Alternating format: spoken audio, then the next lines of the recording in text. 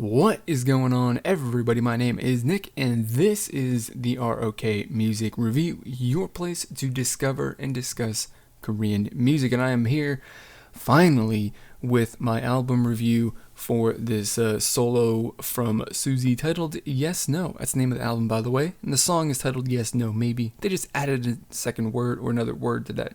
So, we've already done a reaction video to the promo song. We did a further review for the promo song. Now, of course, we're doing an album review, and it's probably been like a week at least since they came out. And I want to turn these around faster and stuff like that. So I'm going to be going, putting some more effort into that. I promise. So yeah. That's going to be that. Also, just as a thing to mention beforehand, I've been a little sick today. I've basically slept all day. I woke up maybe half an hour ago. So if things are off in that, and I'm not like completely all like connected particularly well, that's probably why. So now let's get into the album. And the album itself is something that is just totally different from like everything else in K-pop, and that's definitely cool, right? Of course, I enjoy I definitely do enjoy, and of course for me it's something that's more noticeable when I listen to it and it's like, wow, that sounds different. It stands out from the rest of the crowd. This album is just in general a calming kind of album. The music and the songs on it aren't particularly super upbeat and energetic, which is really just the general feel for a lot of K-pop. And especially as we're going to I think it's fair to draw comparisons against solos, not specifically groups, but solo releases and K-pop releases from the last few years or whatever have tended to be more upbeat than just relaxed and mellow. And this one is going against that trend that I at least feel is happening. Yes No Maybe is the only upbeat song on this album, or the one that I would really say is particularly upbeat on this album, and it really kind of just has to, because it's the promo song. It's the song that they're using to get people's attention into the album or into her as a solo release. So it has to be something that is that people are going to like, and is something that is attention grabbing. So there's that. And it also kind of does match to a certain extent this entire album and all that, and also that song too. It does match the general trend from JYP's solo artists as well. I mean, particularly the female artists. Like I know during my reaction video and that I did compare, and like this was like, and say this kind of reminds me of Faye's, of the release from Faye, and it does. Even listening to the album also does too. I mean, even though hers was just a single release, I believe, but I mean they still have some sort of similarities and all of that, and it's all just really, really awesome. I would say listening to all of these songs on this album, like this is an album where these songs are something that I would see as being a fit in like I don't know, like a trendy cafe or a coffee shop or some sort of like cool sort of like clothing store and stuff like that.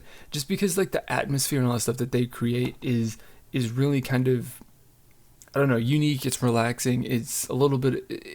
It's got a nice kind of balance between being calm and like not having a lot of energy, and then also having some sort of energy to it, which is really awesome. You know what I mean? Like they've got a noticeable sort of beat, but they're also, or some of the songs have like they're the beat and the flow and the energy of the song is somewhat noticeable, but it's still a pretty subdued and relaxed kind of song, which is awesome. I actually really, really enjoy those songs, which are really the first 4 songs on the album are really kind of match that. You can put the 5th song, right? Because it's a folk song, the 5th song. And I'm not saying that these are song 5 and all that stuff, because they're all in Korean and I don't really feel like struggling over the pronunciation on camera right now. But the 5th song is is a nice like little acoustic folk kind of track, which is definitely very different and unique on a K-pop album. So that's one thing that I like and appreciate, and all of that. So that's cool. And that would say if it was me and I had a coffee shop, I would be like, yes, that song, put it on the playlist. Don't even hesitate. And it's really awesome. And like I said, it's really cool to hear something like that, or a song of that genre on a K-pop album coming from a K-pop idol, because it's a little different, you know. And listening to it, and and I think I ended up spending listening to this, because I know that I spent basically the last 4 hours of one of my days at work just playing this album on repeat.